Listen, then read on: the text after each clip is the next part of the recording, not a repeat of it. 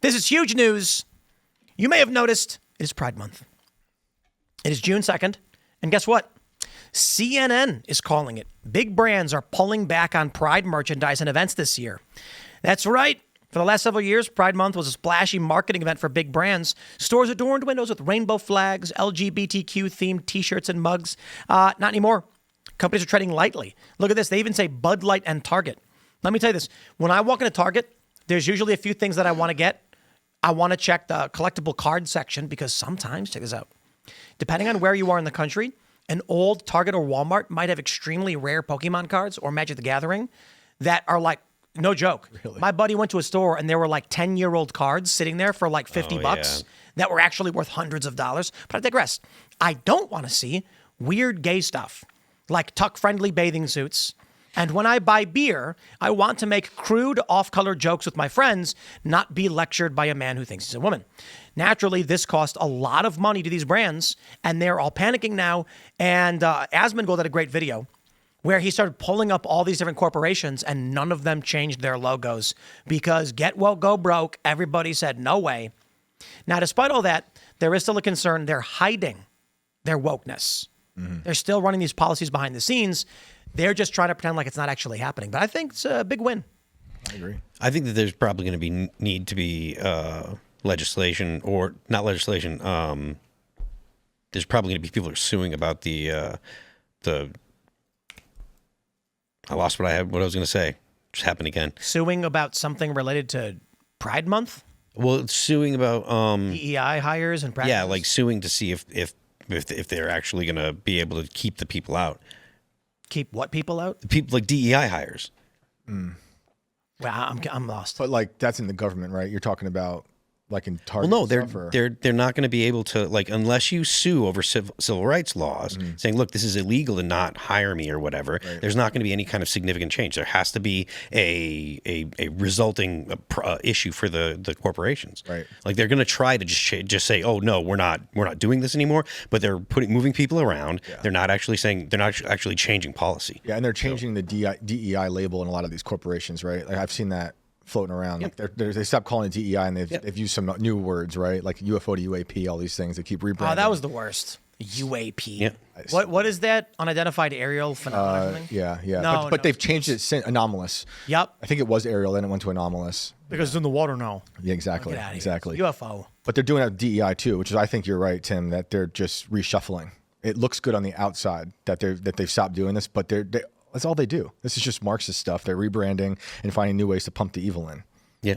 Yeah, I think that's the question is, why did they do it in the first place? Were they just responding to market trends, or are they genuinely captured by these leftist ideologies? And I think, I'm not so sure about the corporations, but the universities definitely, they were doing this because they believed in it. You know, there's just a video out of, UNC Charlotte too, where they're like, these are the new words we're using to do exactly the same thing we are doing under DEI. And, people have pulled the statistics from, the incoming classes after the SCOTUS rulings about, Harvard and UNC. And a lot of the schools, they're still doing DEI. They're still doing affirmative action, even if they have to call it by another name or find some way to get around the law. Yeah, I mean, it's like I said, they're going to continue to look for ways to get around the law, and it's probably going to take legislation suing to under a civil rights law to get them to change. What's funny is that Bud Light could have pulled off a successful LGBTQ Pride Month promo if they did not use Dylan Mulvaney. If they just did like a RuPaul's Drag Race thing, nobody would have cared. Conservatives would have been like cringe, but RuPaul's Drag Race has been on TV for like 15, 20 years or some. So it's like, it's not shocking to anybody, but Dylan Mulvaney is particularly offensive to so many people. I got to hand it to TikTok, right? Their promotion of the absolute like craziest content resulted in someone like Dylan Mulvaney being able to trick people into thinking that they're popular. And so this millennial woman at Bud Light is like, Dylan Mulvaney's popular. No. See, if you're ever wondering, when I always talk bad about TikTok and I say they're promoting crackpot garbage that people don't like and it's messing with our kids' brains, you need only look at the disparity between the popularity of Dylan Mulvaney on TikTok and the promotion of Dylan Mulvaney and what actually happened when a brand tried to hire Dylan Mulvaney. It destroyed the company. I mean, Bud Light's never recovered. Isn't that crazy? It's been 2 years. They tried. Yeah, but I mean, with They all had due the respect, Post Malone rebrand stuff. and I think it was what Shane Gillis Yeah, and Rogan and UFC. Doesn't matter. That money never came back. yeah. probably not, but I think that part of the reason why Dylan Mulvaney was so radioactive to that brand is because of what the brand was prior to Dylan Mulvaney, right? Like Dylan Mulvaney doing something for someone else wouldn't have the kind of, crushing effect, right? Because we all talked about it, like, oh, you're at the bar with your friends or whatever, and it's like, oh, you're ordering Bud Light, huh? And it's like the Joker is there. Oh, you're getting the gay one, huh? To be fair, I cannot for the life of me understand how anybody on the East Coast would order a Bud Light when they got Yingling out here. Exactly. It is. I mean, that's serious. I never ever. I mean, I drink so rarely, but when I had beers, it was Yingling, the oldest beer in the country, I believe. Yeah, I just great. And it's on the East Coast. I get it. Not everywhere on the East Coast. Yeah. I just don't understand why anybody would drink Bud Light. Yep. Like, okay, I'm going to say this right now. Big fan of UFC. I know they got sponsored by Bud Light. Don't really care. That's cool. Yeah. But Bud Light is just not beer. I don't know. It's just. Yingling's more patriotic too. Isn't there an eagle on the thing? Yeah, and when this happened, they put out like a big pro-America statement, advertisement. Yeah. Oh, funny. That's yeah. funny. They know what's up. And then remember the lady who was running the ads for Bud Light. Her videos were coming out, and she was saying like just terrible things. I forget exactly what it was, but remember she got fired for what she did for bringing Dylan Mulvaney on. And she got hired somewhere else, ridiculous. Really? Recently. I don't remember that one. I forget where. I feel like some sports place took her on to do their do their ads. I was talking to this liberal woman last Friday, and she was saying that the left won the culture war in the mid 2010s or the early 2010s, largely by just removing conservatives. And I think she's right.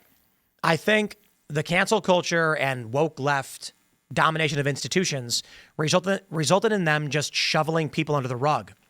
If a conservative said something like, hey, I don't like this, under the rug, what ends up happening? You get a weird marketing campaign. They think it's popular, and then the actual backlash occurs because censoring people, we always said this, you're not shutting down their speech. You're not stopping their ideas. You're just shuffling them into the corner where no one can see them. But they still exist. They'll still have an impact. And what ends up happening is they played themselves. Yeah. They could not tell how many people truly hated this stuff because the institution censored them all. So when they went on social media, all they saw was pro-LGBTQ stuff. Mm-hmm. Said, this is what people like. Not realizing most people didn't like it. They were just silenced. I mean, you kind of made that point or proved that point when it came to the Rogan interview. Like when you were talking to what's her name, the Twitter people, and you're like, "Look, you guys are the ones that are deciding what is and is not. Okay, you're the ones that are ideological about it." Yeah. The one area where I stumped them was when I said you are biased. They said no, we're not. It was Jack Dorsey, and I said you have a misgendering policy. Conservatives think misgendering is to call a man a woman or a woman a man, and liberals think misgendering someone is when you don't call them what they want to be called. That's two distinct worldviews. You've chosen only one of them, and then banned anybody else. That is absolute bias against, conservatives.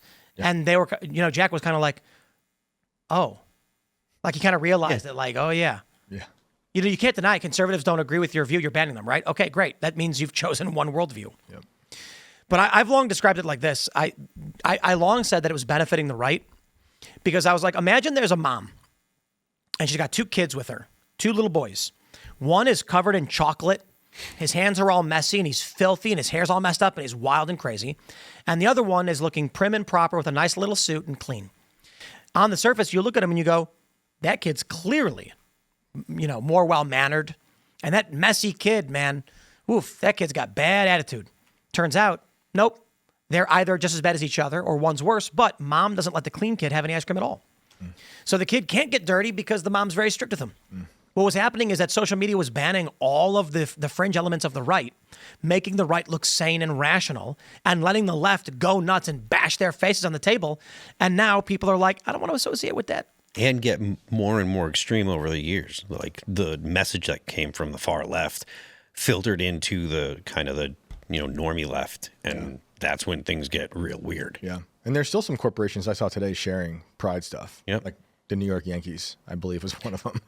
Really? Yep. I know you're from New York, but come on. I saw that, Come on, I mean, look, I'm a Red Sox fan, so I'm sorry to hear that. Well, I'm from Massachusetts. I can't help it. New England, I know. So, yeah, like we got Johnny Damon. It was crazy. Yeah, I made a remark about the the New York Yankees post about with all the trans stuff and just everything represented. They're just. I have noticed. It seems like there's pockets of crazy places in West Virginia, and they've almost doubled down on their pride stuff this year as opposed to last year. And there's more flags than I saw last year. Really? Because there's liberal pockets around here, and they're insane. Didn't you feel like last year they really pulled back a lot? Because it was. I see a little bit, and I still think it's too much. That's fine. It's a lot right now. When I flew to LA, IAD has a big Progress Pride flag IAD symbol stand, like right in the middle of the airport. That's federal. Like, why is Trump allowing this? Right. I think largely just doesn't know. Yeah, that's probably the case. Thanks for checking out this clip from Timcast IRL. Make sure to watch the show live Monday through Friday at 8 p.m. Subscribe to this channel, and we will see you all there.